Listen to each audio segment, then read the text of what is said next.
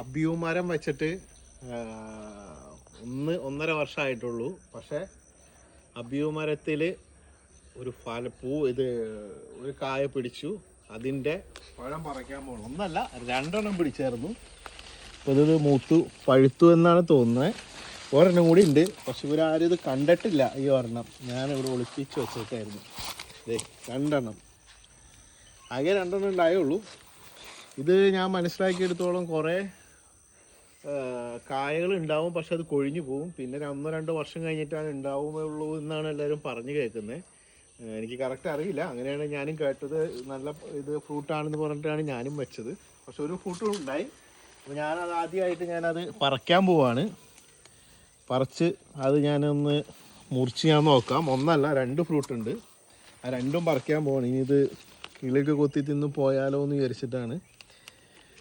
അങ്ങനെ അബ്യൂവിലെ 2 ഫ്രൂട്ട് അങ്ങനെ പറിച്ചു. നമുക്കിനി ഇതൊന്ന് മുറിച്ച് നോക്കാം, എങ്ങനെ ടേസ്റ്റ് ഉണ്ടെന്ന് കൂടി നോക്കാം. നമ്മൾ അബ്യൂ നമ്മളൊന്ന് കട്ട് ചെയ്ത് നോക്കുകയാണ്. എങ്ങനെയുണ്ടെന്ന് എനിക്കറിയില്ല, ആദ്യമായിട്ടാണ്. ഒരു കുരു ഉള്ളൂ. ഞാൻ എന്നാലും ടേസ്റ്റ് നോക്കിയിട്ട് ഞാൻ അഭിപ്രായം പറയാം എങ്ങനെയാണെന്നുള്ളത്. എല്ലാവർക്കും കൊടുക്കാനുള്ളതാണ്, എന്നാലും ഞാൻ ടേസ്റ്റ് നോക്കിയിട്ട് പറയാം.